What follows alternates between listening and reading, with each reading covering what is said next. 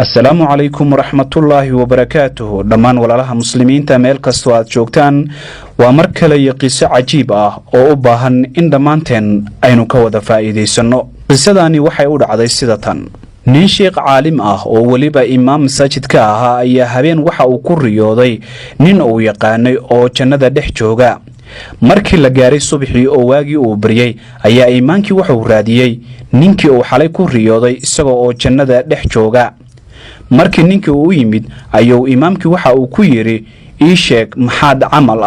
oo aad samaysaa oo alle aad ugu dhawaataa waayo xalay waxaan arkay ama aan ku riyooday adigoo dhex miranaya jannada Allah mideeda ugu qiimaha badan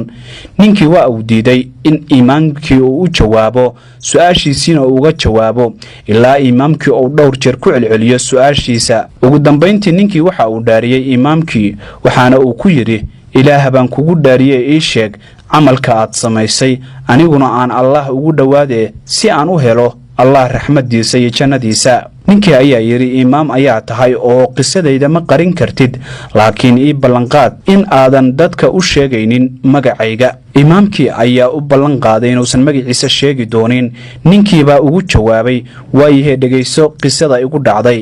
waan guursaday gabar markii aan guursaday oo aan guriga geystay waxaan arkay in ay leedahay uur dhowr bilood oo aanan anigu lahayn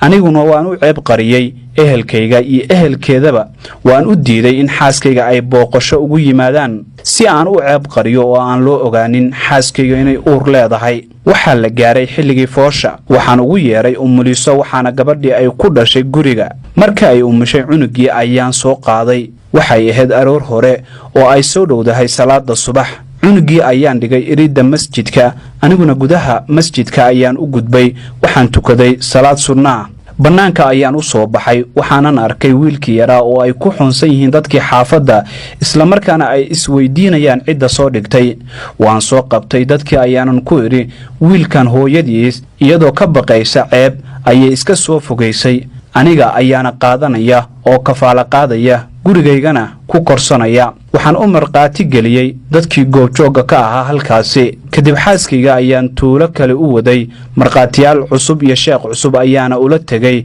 si mar kale la igu meeriyo hadda waa xaaskayga waxa ay dhashay ilmo badan naxariista aan ayada u sameeyay waxa ay ugu abaal guday in ay ugu noolayso janno adduun aakhirana Allah ayaa waxaan ka baryaa in jannadiisa uu nagu kulmiyo aniga iyo xaaskayga